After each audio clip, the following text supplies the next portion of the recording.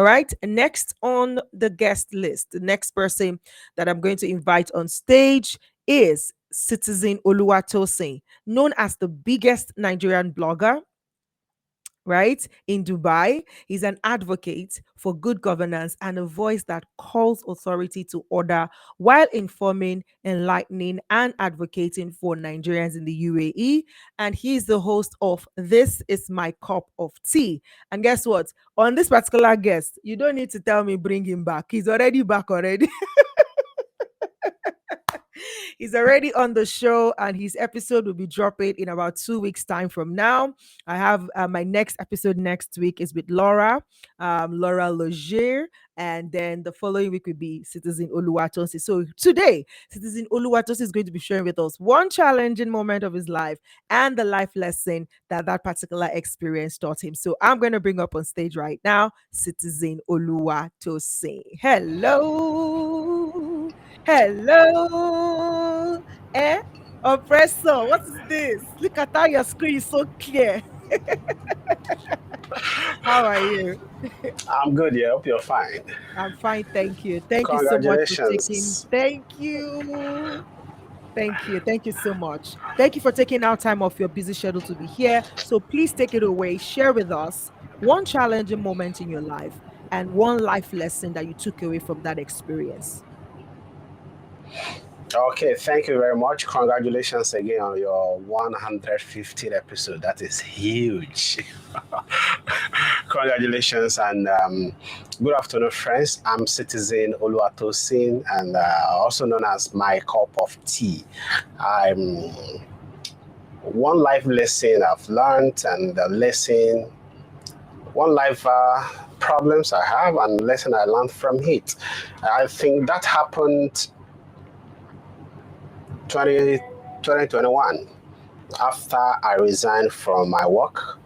I resigned 2020, ending of 2020, this November, December. Then I was going to start business, start company and start business in UAE. Then the problem stuck, the work permit problem stuck, and it was devastating. Everybody was everywhere. Nigerians living, working in UAE as at that time were just like a sheep or a goat without shepherd. Without shepherd, we're not hearing from the Nigerian government representatives here. We're not hearing from Nigerian government back home, and people were not even sure if it is going or no. And people are leaving their jobs not knowing that there's a problem, and everywhere you just chaos. Whenever you come online, especially on Facebook, traditionally people still use Facebook more. So whenever you come online and on Facebook, you just see Nigerians everywhere screaming, lamenting, and posting, asking questions, and no one is there to provide the right answer to the question. I was itched too because I just resigned from my workplace and wanted to start a new life, and this struck. So I was devastated. There was some time I've been suicidal from the window of my room. I just said, I jump down. God So forbid. when that thought come to my head, I quickly closed my curtain. It was around 1 a.m. So I go into my fridge. I found I had egusi soup. So I go make eba that midnight. So I make eba and I was like with 3 meats. As I was eating, I was telling myself, you see, say life sweet, don't die. Life is sweet. So I felt, what can be done in this situation? Everywhere, everyone is everywhere and chaos is there. What can we do? So I felt, okay, I will go to the street and talk to people. Probably when I talk to people, I will hear someone's story that their story is worse than mine. I can use that as a console for myself. So I pick up my camera, my gimbal, and hit up the street. Before then, I've been talking only about politics, about Nigerian politics and things that are happening in Nigeria, but not about UAE. Because there's this fear that time that when you talk about UAE, you will be arrested, you will be comfort and all that. So I don't talk about UAE, I only talk about Nigeria. So I hit up the street, go talk to people. I was about to make I met like 4 or 5 people I was relieved after I made that. I come back home, edit the video, post it, and I see that people love the content and people want more. So again, we become the voice of Nigerians in UAE, meeting with the Nigerian government representatives here, because it is not everybody that will be able to meet with them. People were sending emails to no respond. People were calling, nobody is picking their calls. So we go there to inform them that, do you know there's this problem? At first, we're told that no, there's nothing like that. So, but when we come back Kept. to them with enough evidence, because that time when they said no, we call on people that if you have this problem, your company are unable to renew you, bring evidences. We gather about 100 of them, take it to them, they admitted, and we start talking to them. So when we meet them, we bring back information from them to the people. So we let the people know on so day we will be at the embassy, on so day we'll be at the consulate. So we kind of create a bridge between the The government people and and the the people. And another thing is, when we have this problem, most people don't know. So they were resigned from their workplace to go pick up a new job. so they So are when they getting want to stuck. pick up the new job, they get stuck. So we thought there is a need to raise the awareness to people so that they know what is happening. We have talked with a number of Nigerian bloggers. We're in their inbox, journalists, influencers. They were not replying our messages. So I feel if these people are not going to help us, we will help ourselves. So we started my cup of tea daily. That's time we're broadcasting daily every afternoon, 2 p.m. every day. We're broadcasting, letting people know of the problems at hand and And creating creating awareness. awareness. Yes, creating Wow. awareness so that people will be aware, they will not leave their work, they will know that there's a problem. We kept doing this, although along the line we got our finger burnt. A couple of friends were arrested.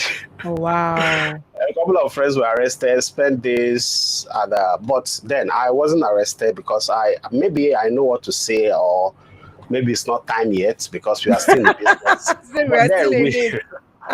well, we don't really care. We just felt somebody have to do this, and if that person is us, let us do it, because whether we like it or not, because of the awareness we are bringing, people got to know that there's a problem so they don't fall victim. We also make ourselves available. I share my number on social media. If you Just have to any assist problem any people. time of the day, you can call me. Yeah, you can call me, you can Fantastic. discuss anything with me, and people come Fantastic. up. Sometimes somebody will call you and the only thing they are doing is they're They're crying. crying. I can imagine. I can imagine. So Sometimes so people in call. this dire situation, because honestly, this story, this part of the stretch story you shared now is something that is still even ongoing.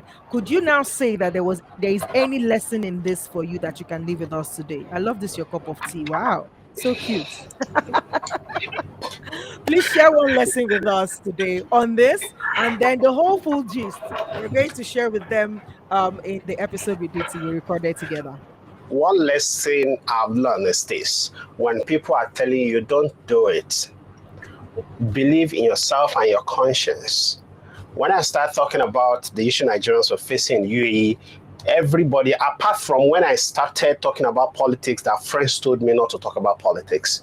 When I start talking about issue Nigerians are facing in UAE, and calling the authority, Nigerian authority, to fix the problem, a lot of friends told me, man, what you are doing is so risky. You don't do this here. This is not allowed. This is not. But I have this conviction inside of me that we just have to do it. Somebody have to do it. And if that person is me, I'm just privileged. I'm just honored to be that person. So if people are saying don't do it, or no one has done it before, so you shouldn't do it, Don't you, listen. once you have that conviction in you, keep doing it. And you know you are doing the right thing, not that you just want to chase cloud or just create content for views and for like. Likes. Keep doing it. Keep Fantastic. doing I it, love it. and you'll be successful in I it. love it. That conviction is very important. And especially when you know what you're doing is right and is helping the society, is helping people. Thank you so much, Citizen Oluwatosin. It's been fantastic having you here. Thank you for joining the celebration. And I hope that, when our episode is out, they will hear more gist on from Sure, you. Fantastic. Thank you sure. so very much. God bless you. Thank you for having me. You have a nice day. Awesome. I'm Yeah. still here. Bye. I'm still Okay. here watching. Thank you. Awesome, fantastic, fantastic. That was Citizen Oluwatosin. And honestly, at some point I was scared for him as well. Like, hey, uncle, you not go and park well and sit there in one corner. Hey, you want to be the Oshomola in this place. But at the end of the day, having sat down with him and having some conversation with him, I appreciate how knowledgeable he is with the situation of things, with what we're going through here as Nigerians, and the ways that he's helping people solve this problem. And it's just fantastic. Watch out for that episode with him coming up in a couple of weeks. You guys have been amazing, and I just wanted to say a huge thank you for being a part of my journey into